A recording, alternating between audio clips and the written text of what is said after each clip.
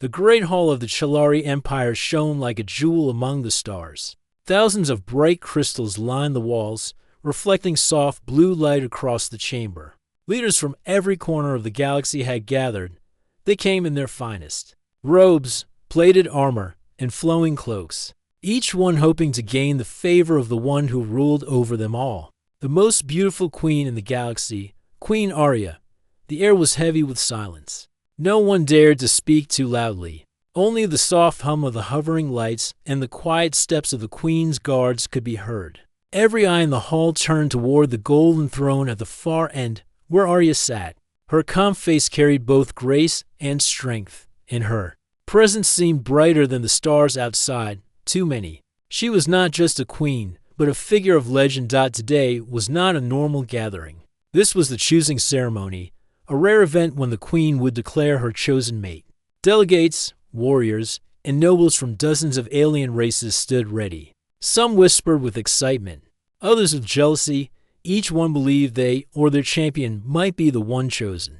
For the queen's mate would not only share her throne, but also gain influence over the greatest empire in known space. In the corner of the hall, away from the richly dressed nobles, stood a man who did not belong. His name was Tomas, a human mechanic from a small cargo ship that had arrived by chance to deliver supplies. He wore no fine clothing, only a plain work jacket and worn boots. He had not come here to seek glory, nor did he expect to stand before the queen. But fate had brought him into the hall, and now he stood quietly, trying not to draw attention. The ceremony began. A voice echoed through the chamber, announcing the names of noble suitors, warlords, and scientists who had presented themselves for the queen's choice. Each figure stepped forward, bowed, and awaited her glance. Some carried treasures, some offered promises, and some tried to impress with tales of conquest. The crowd murmured with every new name. Who would she choose? A warrior? A statesman? A prince from a rival star? But Queen Arya remained silent. Her eyes moved slowly across the hall, studying each candidate with calm, unreadable thought. She seemed neither impressed nor moved by their grand displays. The silence grew deeper with every passing moment. Then, something unexpected happened. Her gaze drifted past the nobles, past the warriors in shining armor, and settled on a single man at the back, the human in the plain jacket. Tomas froze, confused by her eyes meeting his. He felt as if the air had been pulled from the room. He looked behind him, wondering if she had meant someone else, but there was no one there. Arya rose from her throne. The hall trembled with surprise as she lifted her hand and pointed directly at him. Her voice rang clear, stronger than any sound. Before it, "This man is my mate." The chamber fell silent. No one moved. No one even breathed. For a long moment, it was as if time itself had stopped. Tomas blinked in shock. His mind raced. She cannot mean me. I am no warrior, no noble. I fix engines, patch broken wires, clean oil from my hands. Why would a queen choose me? Yet her eyes never wavered. She stood tall, her hands still pointing toward him. Her expression firm and certain. Gasps spread across the hall. A noble from the far side nearly dropped his staff. A warrior growled in disbelief. Some aliens exchanged angry looks. Others whispered behind jeweled hands. To them, this was madness. The queen, admired by billions, had chosen a human, not a leader, not a hero, but a simple worker. It was unthinkable. And yet, no one could speak against her. The law of the Chalari throne was absolute. Her word was final. Tomas felt the weight of every stare pressing down on him. His face warmed, his chest tightened, but he did not step back. He stood still, uncertain, yet unwilling to shrink away. If the queen had chosen him, then he could not run. Even if he did not understand why. The silence stretched, heavy and unbroken.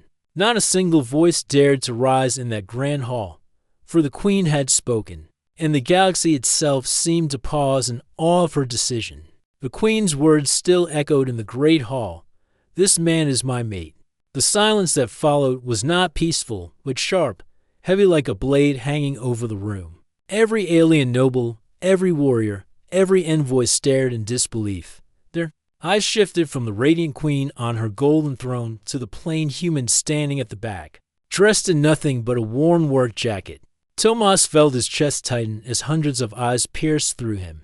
He was used to being unseen, just another mechanic working with grease and tools on a ship no one cared about. Now, in one moment, he stood at the center of a galaxy's attention. He had not asked for this, and yet the queen had spoken his name without speaking it. She had chosen him.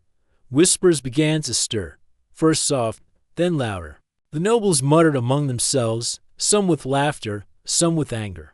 A lizard-skinned envoy hissed in his own language, while a tall, silver-armored general folded his arms, his face sharp with fury. A merchant lord, jeweled from head to toe, sneered openly and shook his head. "This cannot be," one alien voice muttered. "A human?" Another spat softly. "She insults the throne," a third whispered, though never loud enough for the queen to hear. But none of them dared to speak above the silence. For the queen's word was law. Queen Arya lowered her hand, but kept her gaze fixed on Tomas. Her face was calm, yet her eyes burned with quiet certainty. To her, the choice was made. There was no need for explanation. The master of ceremonies, a thin elder wrapped in silver robes, stumbled forward. His voice trembled as he tried to continue the ancient words of the choosing ceremony. "By the voice of the throne, the decision is final," he said, though his hands shook. He looked toward Tomas with doubt, as if his very presence shattered centuries of tradition. Two guards moved quickly through the crowd, their polished armor gleaming as they stopped before Tomas. "Step forward," one commanded, though his tone carried both disbelief and hidden respect. Tomas's boots felt heavy, but he walked. His steps echoed through the silent hall. Every moment felt endless as he crossed the polished floor, passing the nobles who glared at him with contempt. He heard their whispers like daggers at his back. Unworthy, mistake. Fragile human. Still, he walked. He did not bow, for he did not know the gestures of the court. He did not speak, for he feared any word might sound foolish. He simply stood before the throne, facing the queen who had changed his life with a single sentence. Arya's lips curved slightly, not a smile, but a sign of approval. She looked down at him as if she saw something the rest of the galaxy had missed. The hall waited for her to speak again, but she said nothing more. Her silence was stronger than any argument. At last, the ceremony ended. The nobles were dismissed. Though they left with angry faces and harsh whispers, some bowed stiffly. Others turned their backs in insult, but none dared to protest openly. For though they despised the queen's choice, they feared her authority more. When the hall emptied, only Tomas, the queen, and her closest guards remained. Tomas finally found his voice. "Your Majesty," he said slowly, his words plain and honest, "I don't understand why you chose me." Arya rose from her throne, her long robe flowing like water. She stepped down the golden stairs until she stood only a few feet away. Her eyes met his, calm yet piercing. "Because you are different," she answered softly. Tomas blinked. "Different? I'm just a worker. I fix engines. I'm nobody." "That is exactly why," she replied. "The others came with jewels, power, and empty words. But you?" She paused, studying him as though she could see into his very heart. "You carry something rare, a strength that does not come from wealth or armies. You carry resilience. You carry truth." He did not know how to answer. No one had ever spoken of him that way. To him, survival had always been about hard work and stubbornness, nothing special. But to the queen, it seemed like more. Before he could speak again, a guard stepped forward and bowed. "My queen, the council demands a private hearing. They were unsettled by your choice." Arya's face hardened for a moment, then softened again as she looked back at Tomas. "Let them be unsettled," she said firmly. "The galaxy will learn in time." She turned and motioned for Tomas to follow, confused but unable to refuse. He walked behind her as the doors of the throne hall closed. He could still feel the weight of all those stairs, the disbelief of an empire. He knew the storm was only beginning, but deep inside, a quiet thought stirred. If the queen believes, And me, maybe I am not as small as I thought. The palace of the Chilari was never quiet. Servants moved like shadows. Guards marched in perfect steps, and council members argued in endless chambers. But since Queen Arya had chosen a human as her mate, the palace had grown restless. Whispers traveled through the halls like wind through broken glass. Some called it madness. Others called it weakness. None could believe it. The council, proud and ancient, demanded proof. If this human named Tomas was truly worthy to stand beside their queen, he would have to face the trials of consortship. These trials had tested kings, warriors, and scholars for centuries. None had ever been simple, and many had failed. To pass them was to prove not only strength, but also mind and spirit. When the queen told Tomas of this, he listened in silence, his hands, rough from years of fixing machines, tightened slightly, but his voice was steady. If this is what I must do, then I will try, he said. Arya looked at him with calm pride. Do not think you must be like them. Be as you are. That will be enough. The next day, the first trial began. The trial of knowledge of council led Tomas into a high chamber filled with glowing tablets, strange machines, and ancient records from across the galaxy. A tall figure with silver skin, the keeper of lore, spoke in a deep voice. Answer what you can. Fail, and you will be judged unworthy. Questions came quickly, mathematics from alien worlds. Histories of empires Tomas had never heard of. Riddles designed to trap the mind. The nobles watching laughed quietly, expecting him to fall silent in confusion. But Tomas did not panic. He admitted when he did not know. He reasoned when he could. And when faced with impossible riddles, he gave answers so plain and simple that even the keeper of lore paused in surprise. One question asked, "What is the greatest force in the galaxy?" Nobles expected him to speak of black holes, starfire, or ancient weapons.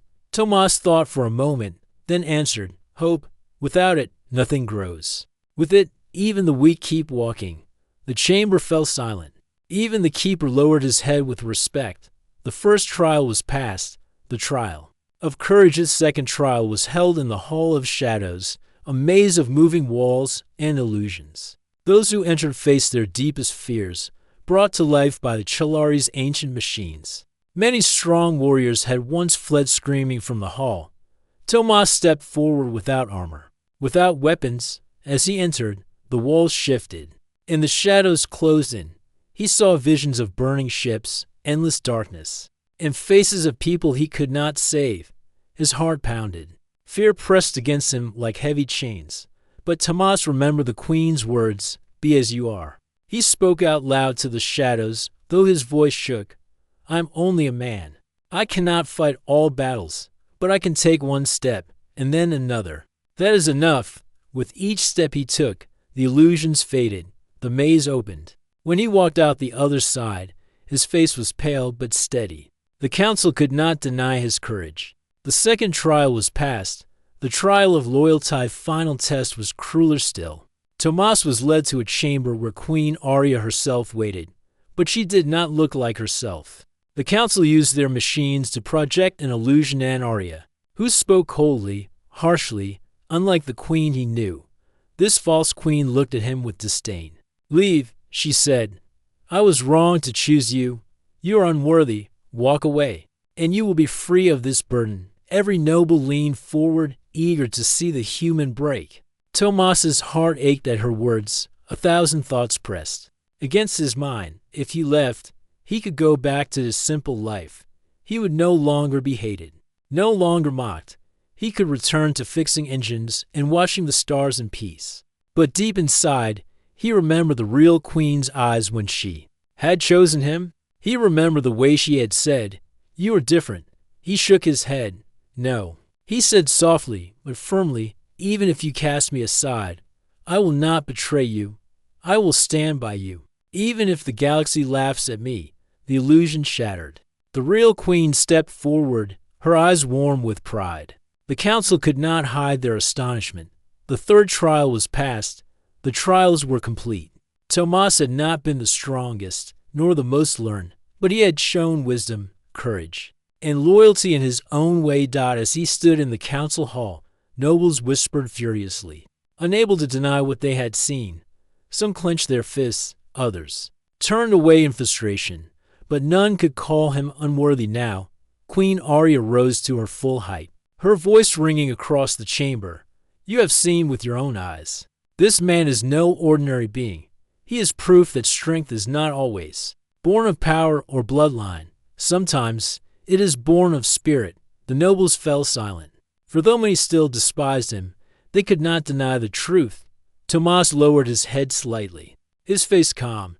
He had not sought glory, yet here he stood tested by the galaxy's greatest empire, and still standing.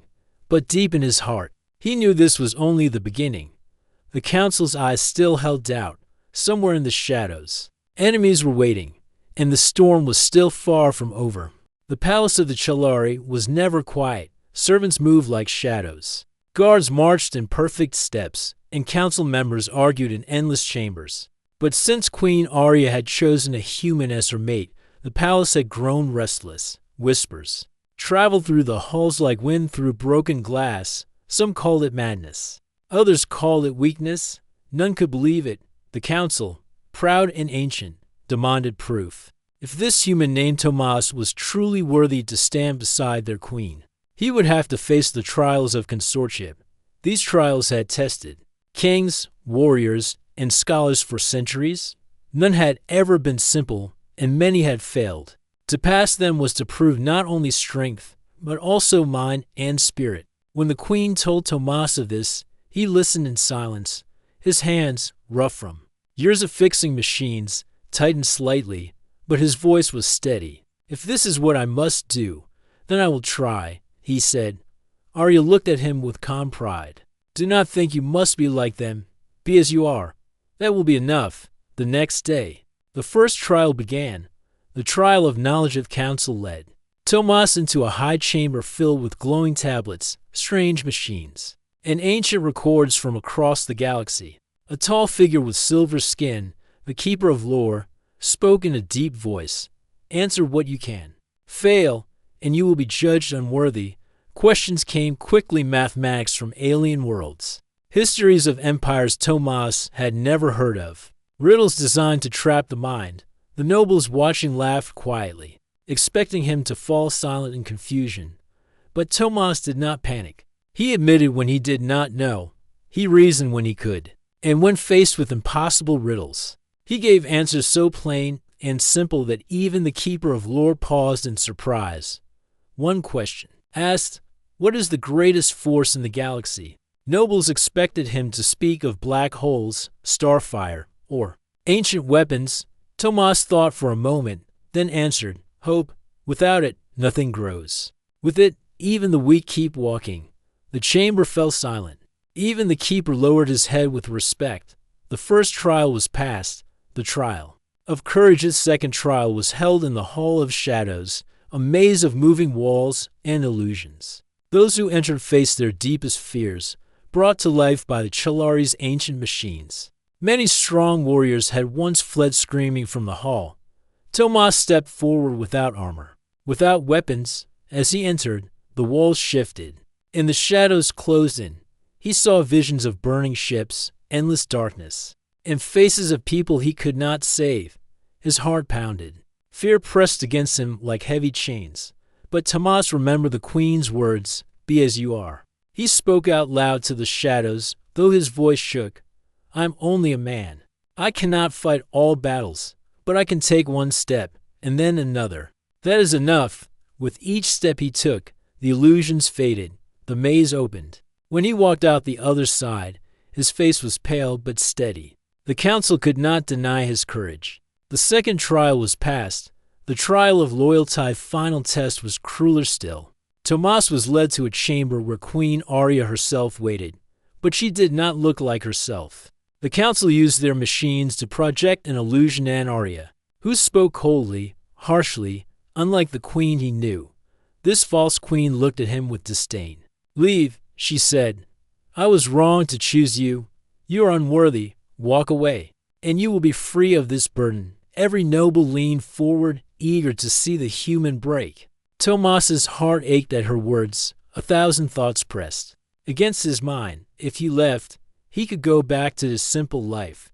He would no longer be hated, no longer mocked.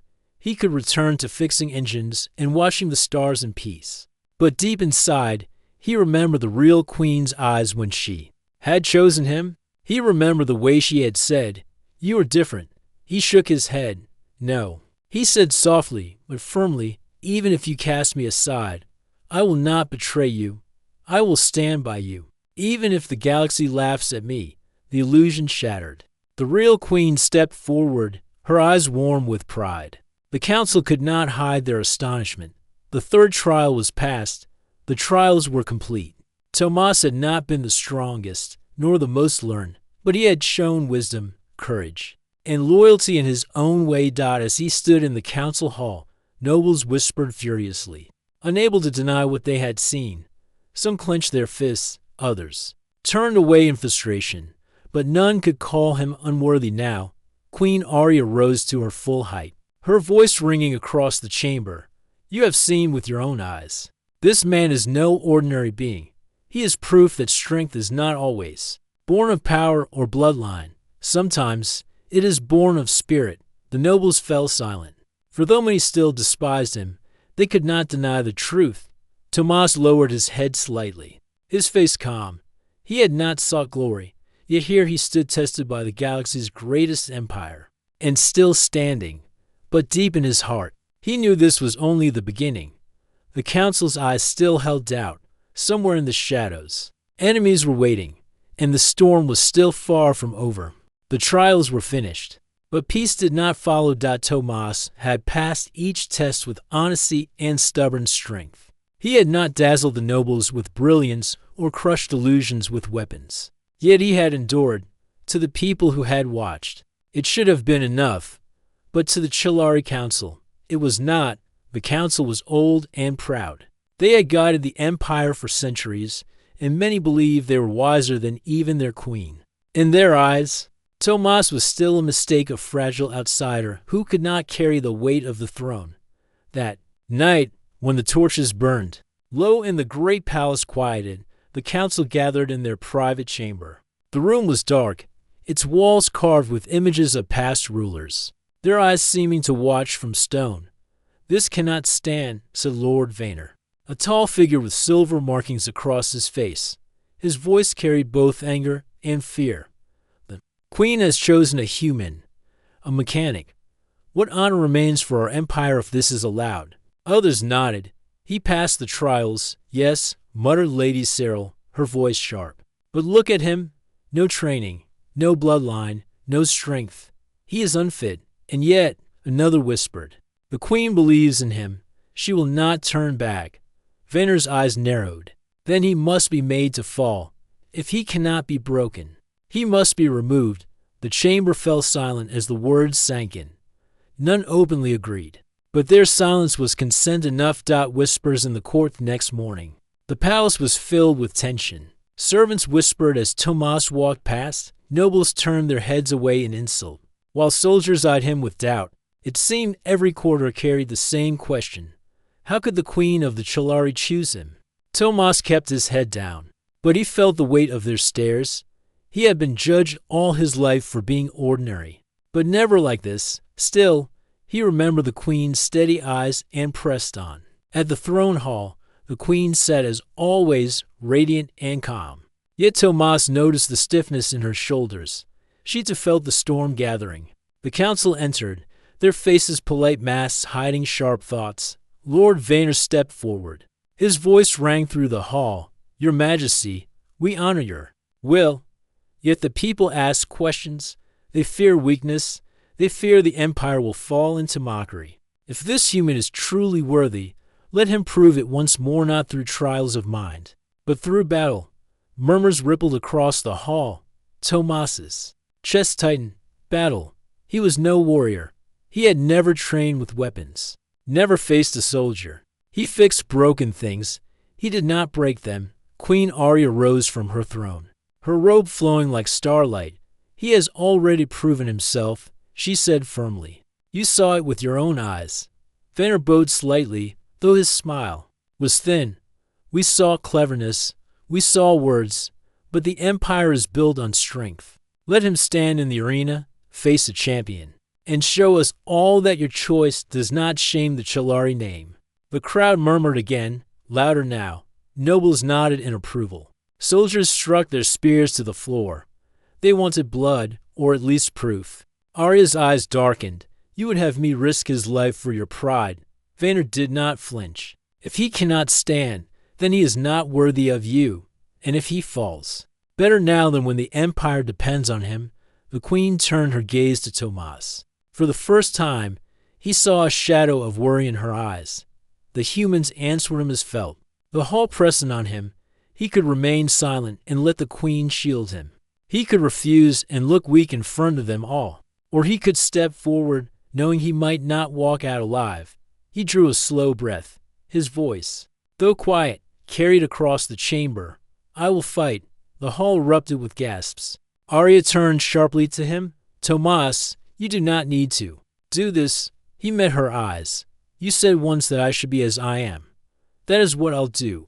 If they want me to prove myself, then I will. Not because I need their approval, but because I will not hide.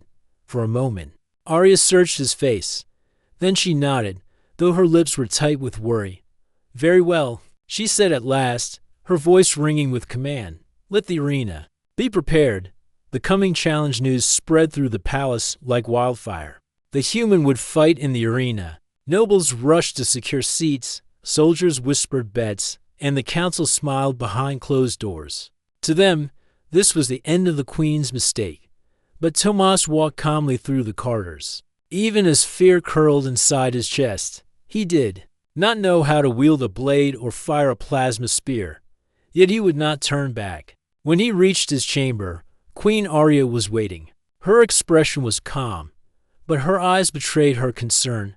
You are brave, Tomas, she said softly. But courage alone does not win battles. I know, he admitted. But battles aren't only won with weapons. Sometimes they're won with stubbornness, and I have plenty of that.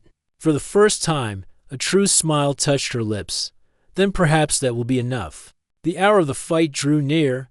The arena waited, filled with thousands of voices eager to see the human fall. The council sharpened their plans, the nobles sharpened their words, and Tomas prepared to step into a storm he had never imagined.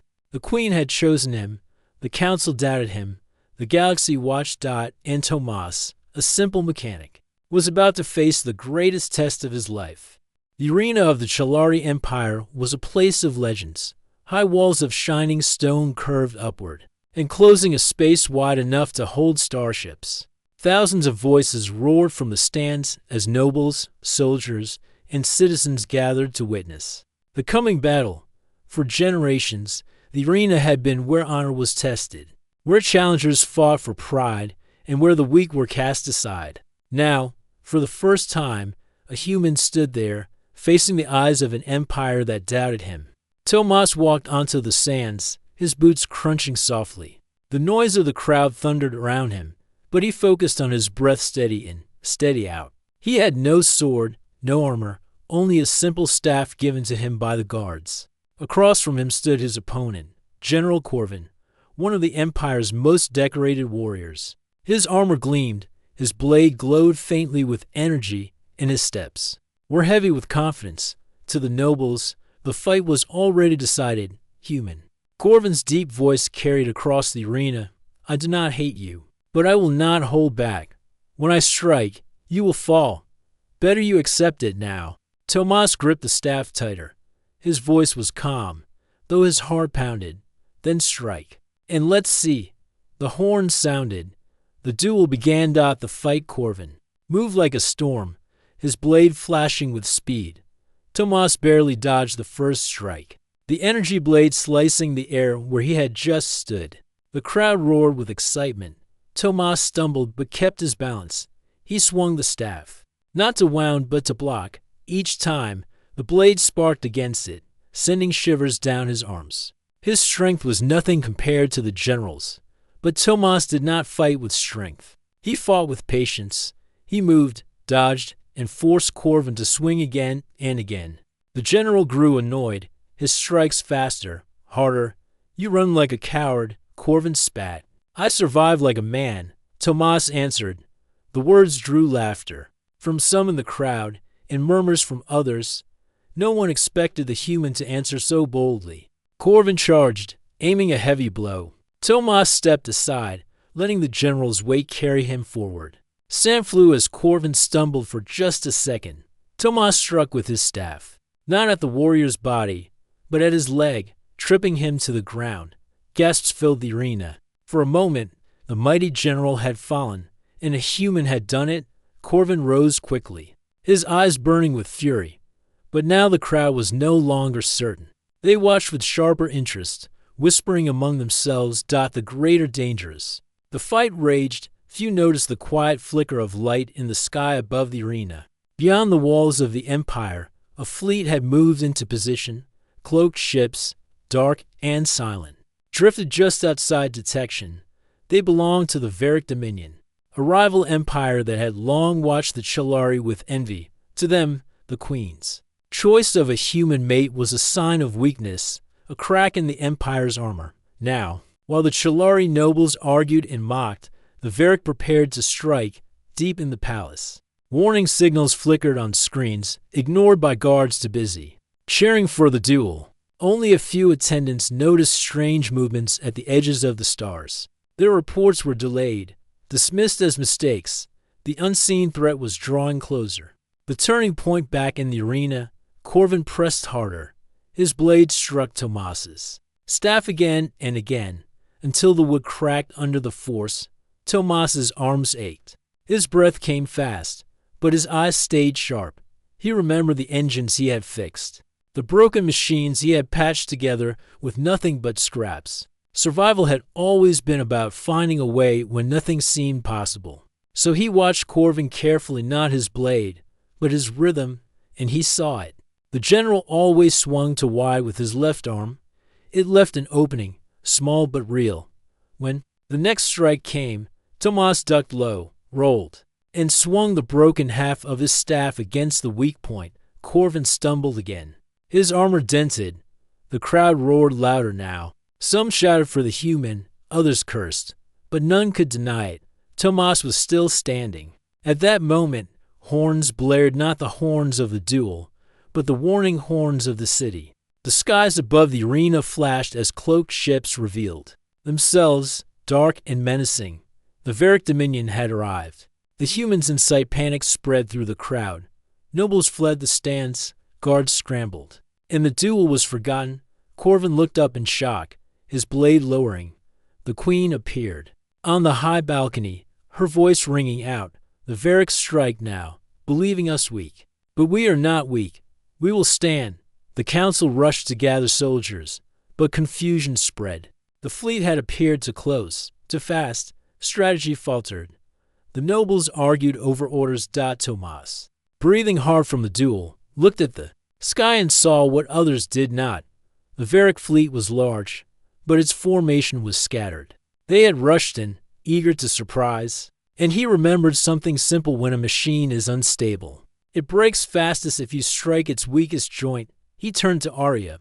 They came fast, but not smart. If we hit their center before they regroup, we can break them. Don't fight. Where they're strong, fight where they're clumsy.